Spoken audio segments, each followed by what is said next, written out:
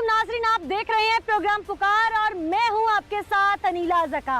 आज एक बार फिर डिस्ट्रिक्ट विहाड़ी में ख्वाबे खरगोश के मजे लूट रहा है कानून और दंदना रहा यहाँ का जालिम। एक 9 साला बच्चे पर बेईमाना तशद्दुद हुआ, उसकी कमर की न सिर्फ हड्डी तोड़ी गई बल्कि उसके बाप की तो कमर ही तोड़ दी गई। डीपीओ विहाड़ी, क्या आपके नीचे काम करने वाले ख्वाबे खरगोश के ऐसे ही मजे लूटते हैं या कोई कारकर्दगी भी करके दिखाते हैं? कानून के खिलाफ नारे लगने लगे, एसएचओ सोता रहा। क्या डीपीओ साहब आप नहीं हैं जिम्मेदार? आज फिर मैं पूछती हूँ, कहाँ है डीपीओ? कहाँ है यहाँ का सरबरा? कहाँ है कानून का रखवाला? अगर नहीं तो मैं आज बन के आई हूँ उस मासूम की पुकार। आइए मैं दिखाती हूँ कि कितना जुल्म हुआ और कानून एसी वाले कमरों में कैसे है बराजमा। वालिदैन इस बच्चे की, अल्लाह पाक आपको सब्र दे, हिम्मत दे। दुनिया ने जो आपके साथ जुल्म उठाया है, हमें दिली हमदर्दी है और हम आपके इंसाफ के लिए जहाँ तक आवाज़ उठा सके हम लोग उठाएंगे। आपके बच्चे के साथ क्या हुआ था? बस ये सिर्फ बारह पढ़ने गया था मस्जिद में, तो इसकी नाना की तबीयत खराब थी और मौलवी साहब ने कहा कि आप ना दुरूद जमा करके ले आए। मोहल्ले से 3-4 घर जो हैं इसके बस्ती में। यानी कि आम फहम में मैं कहूँ तो खाना इकट्ठा करके लाने के लिए जो। हाँ जी। अच्छा, तो नाना की तबीयत खराब थी इसकी, हमें इधर आना पड़ गया इमरजेंसी में। तो हमने दूसरे बच्चे को बोला कि आप ये उनके घर खाना छोड़ा है, हमने उधर जाना है जल्दी में। तो ये उन्होंने नहीं पहुँचाया, मस्जिद में छोड़ दिया, उधर उनका खाना खराब हो गया, कवे वगैरह खा गए। तो जब वो दूसरे दिन ये गया तो उसने कहा कि आपने जिम्मेदारी नहीं भाई, आपने खाना नहीं पहुंचाया, कल चलो उधर मुर्गा बन जाए धूप में। कज़न का लड़का था साथ, उसने कहा, ये उसको कहता रहा कि मेरी कमर दर्द हो रही है, मैंने खड़े होना है, लेकिन उसने खड़े नहीं होने दिया। उसने फिर नहीं छड़ी मारी है, ये लात मारी है, ये नहीं पता, उधर ही ये गिर गया था। फिर वो कज़न का लड़का आके बताया कि बच्चा गिर गया, उसकी तबीयत ज़्यादा, उसको पेन हो गया, दर्द हो रहा है, उसको सीधा नहीं हुआ गया इससे। फिर उसी टाइम इसको घर लेके आए हैं। हमने सोचा कि कोई बल पड़ गया होगा, जो थोड़ा मसला होगा, फिर इंजेक्शन लगवाया पक्की तौर। फिर इसका सही नहीं हुआ, फिर हॉस्पिटल में ले गए, एक्सरे वगैरह कराया, उन्होंने कहा कि इसको हड्डी का ज़्यादा मसला बन गया है। और कोई कहता था मोरे हिल गए हैं, किसी ने कहा हड्डी टूट गई है, कभी कुछ कह रहे थे कभी कुछ। फिर इसको भी हाड़ी ले गए, फिर उधर से उन्होंने कहा कि इसका ऑपरेट होगा और हड्डी में रेशा पड़ गया हड्डी के टूटने की वजह से। जिस वक्त आपके बच्चे को मारा, आप बच्चे को पहले दिन हॉस्पिटल लेके गए हैं, हाँ जी। क्या उस वक्त आप लोगों ने कानूनी कार्रवाई नहीं की फौरी तौर पे? नहीं। उस वक्त आप लोगों ने क्यों नहीं की? हमने मोहल्ले वालों को हमने इकट्ठा किया था, उनके पास गए थे, उन्होंने कहा आप इसको डॉक्टर को दिखाओ, ये ठीक हो जाएगा। फिर हमने सोचा चलो मोहल्लेदार है, हम ऐसे भी नहीं मसला बनाते ज़्यादा इश्यू नहीं करते। आपने कहा मोहल्ले वालों को बताया था जी। लेके पुलिस तक गए हैं? हाँ लेके गया हूँ मैं। उन्होंने बोला काफ़ी तुम्हारी लेट हो गई है तो हम एप्लीकेशन नहीं करेंगे।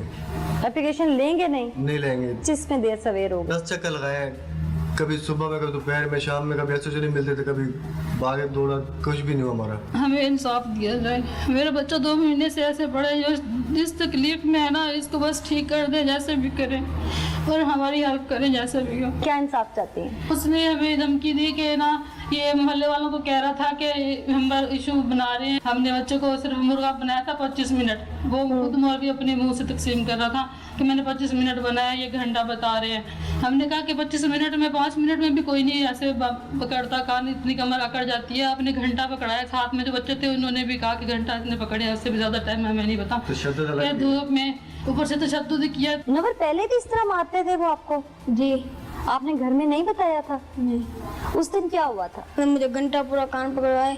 अच्छा। और कान पकड़, जब कान पकड़ लिया मैं एक साइड पर गिर गया। एक साइड पे गिर गया आप? जी। फिर मेरे से खड़ा भी नहीं हो गया। फिर उस बाद मौलवी साहब ने उठाकर आपको मारा? जी। किस चीज से? डंडे थे। कहाँ पे मारते रहे? हाथों पर भी, टांगों पर? जी। आप उनको क्या कहते रहे? मत मारो। तो वो मारते हुए क्या कह रहे थे? अरे तो तुमने दूध क्यों नहीं पहुँचाया? दूध क्यों नहीं पहुँचाया? नहीं, दूध। अच्छा, वो खाने को दुरूद कहते हैं ना, मस्जिद में जो देना होता है। खाने को दुरूद कह रहे थे और वो दुरूद उन तक क्यों नहीं पहुँचाया? जी। अस्तगफिरुल्लाह। फिर उठाकर डंडे मारे। डंडे मारे आपको? जी। आपको कोई कानूनी कार्रवाई में पेशरफ्त नजर आई अभी तक? कुछ भी नहीं है। आपको जो धमकाया जा रहा है आपके मुल्जिमान की जानिब से, जी, जी। इस हवाले से आपने पुलिस को बताया? जब सुनते नहीं तो क्या बताया उनको? आपने बताने की कोशिश की?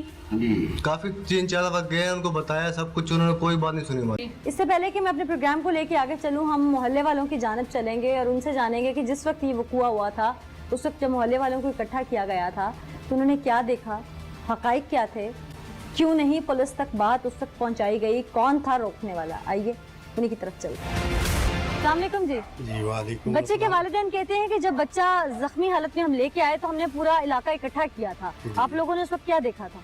हमने देखा था कि बच्चा बेहोशी के आलम में था। हाँ। वो खड़ा अपने पाँव पे नहीं हो सकता था। तो क्या ये बता रहे थे, क्या यही हुआ? बता रहे थे कि ये मदरसे से उठा के लाए हैं बच्चे को, हाँ। और कारी साहब वहाँ से गायब हो गए थे अचानक ही। अच्छा। हाँ। क्या ऐसी तो शिकायत पहले भी आती हैं? वहाँ की शिकायत तो काफी अरसा से आ रही है। हाँ। लेकिन वहाँ के जो उनका जिम्मेदार है वो इतने लेवल का है कि वो अपना इख्तियारात रखता है और गरीब को दबाई देता है। ऐसे मदारस में बच्चों को भेजते क्यों हैं अगर वहाँ की शिकायत आ रही है? आपके गांव से भी बच्चा क्यों गया, मना नहीं किया था आप लोगों ने? वैसे वहाँ पे मदरसा एक ही है और वहाँ पे ना जो बहुत मारता है मौलवी, और 1 घंटा उसने कान पकड़ा है बच्चे को, जो वो गिरा है वो उसको उसके कदम घर लेके आया, वो लंगड़ा के आया, उससे चला भी नहीं गया, वो 2 महीने हो गया घर पड़ा है। कौन है कारी उर्फ ये जो दरसगाह चला रहा है, तालीमी दरसगाह, इसके पीछे कौन है, किसका हाथ है, क्यों ये इतना बासर है कि ये किसी को भी मार दे, जान से मार दे, कोई कार्रवाई नहीं हो सकती? मैडम वो ऐसे है, ये जो मौलवी है ये जिस इलाके में रहता है वहाँ बड़े जगीरदार रहते हैं, उनकी सरपरस्ती में ये मदरसा चलाता है। ये तो बेचारे गए हैं मेलसी में गए हैं जी, वहाँ अदालत से रजू इन्होंने किया है, तब जाके पुलिस सपोर्ट नहीं कर रही, क्या नहीं, वजह है? बिल्कुल। इलाके के लोग, आप लोग चल के नहीं गए साथ? इलाका गया है लेकिन पुलिस वाले नहीं कर रहे। वो बासर आदमी है इसलिए, ये गरीब आदमी है बेचारा। मेरा ख्याल है जहाँ तक कि हमारे कानून नाफिज करने वाले इदारे हैं ही बाअसर अफराद पर काबू डालने के लिए कि वो कहीं कानून अपने हाथ में न ले, लेकिन अफसोस के साथ ये मकड़ी का वो जाला है कानून जिसके अंदर छोटे जानवर तो फंस जाते हैं लेकिन बड़ा मगरमच्छ इसको फाड़ कर निकल जाता है, लेकिन उन्हें कोई पकड़ने वाला नहीं है। जिस वक्त बच्चे को यहाँ दरस से लेके आए थे उसी वक्त फैसला क्यों नहीं किया आप लोगों ने? हमने सारे रस्सी रात को जन्म पूरे मोहल्ले का, हमारा जो वडेरा है ना इलाके का, हाँ। वही उसको हमने वहाँ पे बुलाया था और मोहल्ले को भी इकट्ठा किया था उस वक्त हमने। वो जो आपका वडेरा और लंबरदार या जो भी जी, XYZ उसको अपनी जुबान में आप कहते हैं, वो कौन है? रहीम शाह उसका ससुर है।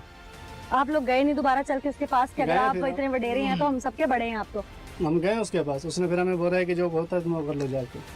अच्छा, कोई पकड़ने वाला नहीं है, कोई रोक टोक करने वाला नहीं है। मैं हैरान हूँ कि लाकानूनियत की इंतहा इतनी है कि एक लंबरदार या एक वडेरा जिसका कोई दामाद है या बेटा है वो जो मर्जी करे, किसी को मार दे, यहाँ पे कोई नहीं पूछ सकता। मुनव्वर आप तो यहाँ से कवर करते हैं, हमारे नुमाइंदे भी हैं, लाकानूनियत क्या DPO बेबस है? मैडम आपको बताऊं, ये हमारे जो नए DPO साहब विहाड़ी तैनात हुए हैं, अमीर अब्दुल्ला नियाजी साहब हैं, इनके तैनात होने के बाद मैं आपको बताऊं कि कई ऐसे मर्डर्स हो चुके हैं, डकैती की वारदातें जो हैं वो तो ना थमने वाला सिलसिला जो है वो शुरू है और कोई पूछने वाला नहीं है। क्यों अगर डरते हैं DPO साहब? जो इस वक्त जो SHO तैनात किए गए मैडम, वो महकमे के कमाऊ पुत्र हैं, दूसरे लफ्जों में अगर मैं ये अच्छा। कहूँ। और आप देख लें इस वक्त अगर थाने की हालत ये है, तमाम थानों की, मैं जिला भर के थानों की बात कर रहा हूँ, उनकी हालत ये है कि वहाँ पे सिर्फ आपको टाउट्स ही मिलेंगे। और जब इस तरह के वाक़यात होते हैं, अब ये गरीब खानदान है जिसके ऊपर मैं दूसरे लफ्जों में अगर ये कहूँ कि जुल्म किया गया है, इनका इकलौता बच्चा है, उसके ऊपर एक जो बासर मौलवी है उसने तशद्दुद किया और बेमाना तशद्दुद करते हुए उस बेचारे को चलने फिरने से माजूर कर। डॉक्टर्स जो बता रहे हैं वो अभी उसकी जो कमर के मोरे हैं उनमें प्रॉब्लम आया हुआ है जिसकी वजह से वो चल फिर नहीं सकता। और दूसरी तरफ जब ये बेचारे गरीब लोग थाना में गए हैं तो वही पुलिस की रिवायती सुस्ती, वही हीले बहाने के जी आप टाइम पे नहीं आए। हालांकि चाहिए ये था कि पुलिस का ये जो कोई फर्ज है MLC थोड़ी ना जो टाइम पे आते हैं, पुलिस के पास एप्लीकेशन किसी वक्त भी जा सकती है। MLC के बगैर भी ये FIR जो है वो सकती दर्ज है। की जा सकती हो थी, सकती लेकिन चूंकि मैं आपको वही अर्ज कर रहा हूँ कि यहाँ पे सिर्फ वडेराइज्म, यहाँ पे सिर्फ वो टाउट माफिया का जो राज है वो आप तमाम थानों में कहीं से भी पूछ लें, आपको सिवाय रिश्वत और सिफारिश के कहीं से काम नहीं मिलेगा। आपका जायज काम करवाने के लिए आपको हजारों धक्के खाना पड़ेंगे, आपको पैसे देना पड़ेंगे, आपको बड़ी सिफारिश करवाना पड़ेगा। ये जो नियाजी साहब आपके DPO साहब आए हैं, इनको कमाऊ पुत्र चाहिए या इनको इस इलाके का सुकून चाहिए? ये इनको इलाके के सुकून से ताल्लुक ही नहीं है, वो अपने दफ्तर से बाहर आना पसंद नहीं करते हैं। अच्छा। वो कभी किसी थाने में अगर जाते भी हैं तो फोटो सेशन करके वापस चले जाते हैं और कई गरीब लोग उनसे बात करने के लिए थाने के बाहर खड़े रहते हैं और उनसे पूछना तक गवारा नहीं करते कि आपका मसला क्या है। मेरा ख्याल है नाजी साहब, अगर फोटो सेशन तक की बात है तो फिर आपको सीएसपी ऑफिसर नहीं होना चाहिए था, आपको कुर्सी ही चाहिए थी। तो फिर कोई काउंसलर का या एमपी एमएनए का इलेक्शन लड़ लेते। फोटो सेशन तो वहाँ पे जितना होता है शायद आपकी इस कुर्सी से ज़्यादा वहाँ पे होता हो। अगर आप अपनी कुर्सी की जिम्मेदारी को निभा नहीं सकते तो एक आप में और सियासतदान में जो मौसमी बटेरे की तरह वोट लेने के लिए बाहर निकल आता है, उसमें और आप में कोई ख़ास फ़र्क नहीं है।